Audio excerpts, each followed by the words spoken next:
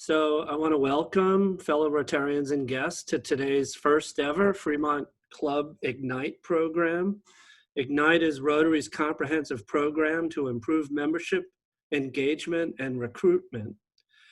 The torch is the symbol of the Ignite program. You can see the torch.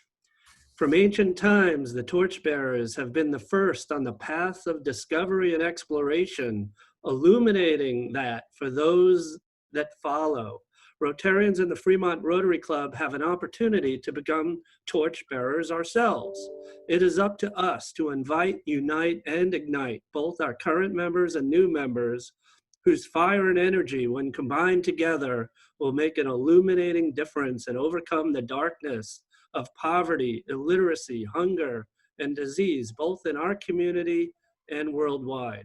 Today's Ignite speakers are John Renberg and Tim Tran, who will each introduce us to a new friend or two and share their passions with all of us. So to begin with, it's my pleasure to introduce John Renberg, who some would say has a big personality and an even bigger heart.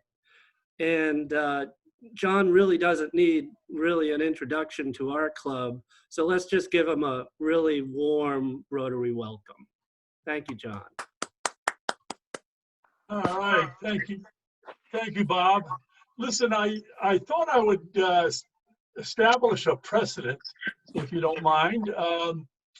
I think that each speaker in the coming weeks should, as way of introduction, give a little biographical background. We always, always interested to find out where somebody came from, what they do, and so on and so forth. I was born in New Jersey, but moved to Florida midway through the 6th grade. Checked in with my 6th grade teacher, and she said, "John, I already have a John in my class. What's your middle name?" And I said, "Martin." "Have a seat, Marty." So if you go to Stuart, Florida, you'll have to ask for Marty Renberg, not John Renberg.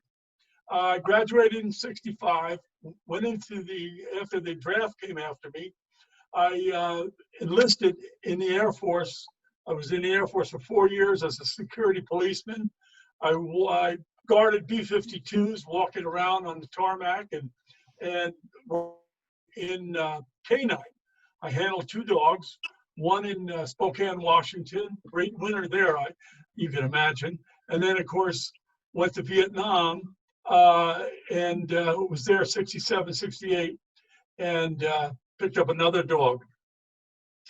Moved to Fremont. When I get out of the service, I actually helped my parents drive out cross country to Fremont. I've been in Fremont since 1970, 50 plus years. It's hard to believe. But went to Ohlone first couple of years and got into, I was approached to come to work at Cloverleaf Bowl, of all places, and they needed a man to go out and sell bowling in the community. So that's what I did for a couple of years, then I Cloverleaf Bowl, and then also the cocktail lounge where we had live music. We were the only live music venue anywhere around back there in the 70s.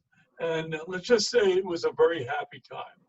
I was young, single, half my size. It was great. So anyway,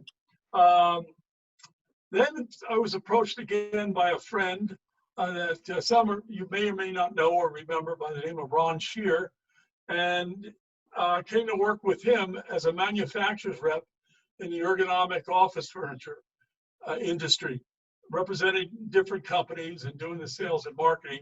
Eventually went out on my own in, let's see, 90, I think it was. And I'm basically retired from that industry now.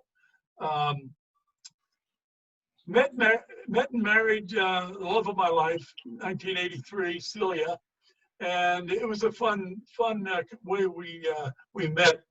I was at a Christmas party, almost didn't go. Thank God I did. At some of you remember Schober's Racket Club and live music and so on. And I saw this tall blonde with long hair down to her shoulders, and I said, "Wow, that's a nice looking woman." But I couldn't see her face. So I went over there. She was talking to some people. I went over there and promptly bumped her. And she turns around.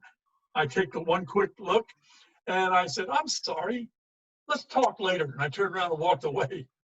And as about 20 minutes, half an hour, whatever it was, I come out of the restroom and she's going down to the restrooms in the hallway there. And I said, "There you are." And she said, "There you are." And I said, when you come out, let's dance." And she said, "Okay." And we've never left each other's sides. We're celebrating, what is this, 36 years now, something like that. And she is indeed my earthbound angel. We were fortunate enough to have two beautiful daughters, Heather and Katie. And life is good at this point. So what I decided to do was to compose the following and share it with you.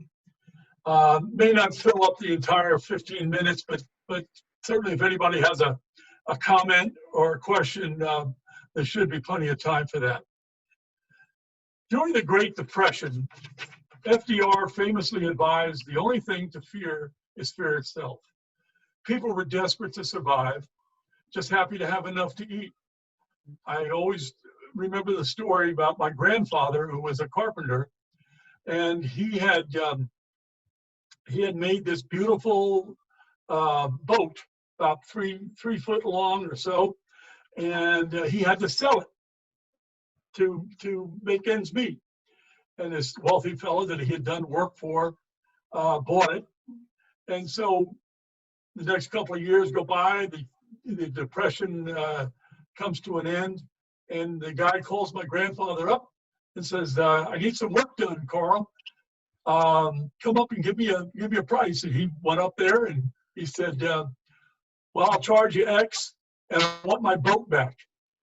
And the guy goes, "Okay, that's a deal."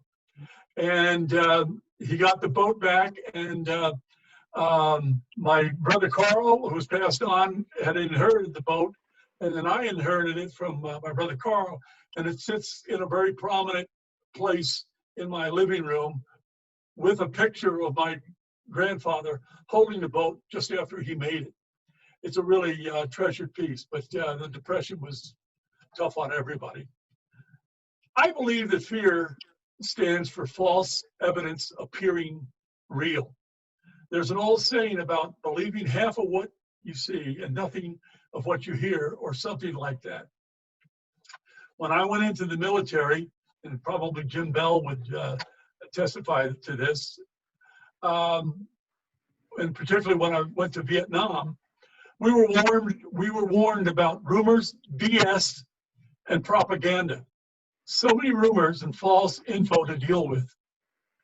In today's world, we must always ask ourselves, is it the truth? I believe in the moral imperative of others and the following the golden rule. Do unto others as you would have them do unto you. We need to make sure in our daily dealings that things are fair to all concerned. Currently, there's a TV ad, some of you may have seen, for a company called Roto Hero, of all things. They are dedicating the current ad to an employee by the name of Stephanie, who died from COVID-19 recently. She was an exceptionally kind and generous person who liked to ask customers, "What can I do to make you smile today?" What a great attitude. I believe that everything in life is about attitude. A great one lifts you up and all around you. A bad one takes you and others down. A caring and kind attitude certainly will build goodwill and better friendships. As a longtime lover and user of acronyms, it occurred to me what HOPE might stand for. Help others, other people endure. Our community, state, and nation is at peril with COVID-19. Now more than ever, we need to think beyond ourselves and reach out to help others wherever we can.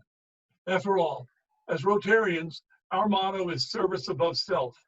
We need to ask ourselves wherever we can, will it be beneficial to all concerned? Let's all take the time to check on friends and neighbors. you never know who might be in need. One good thing that I think will result from this pandemic will be more caring and sensitivity towards others. Thank you.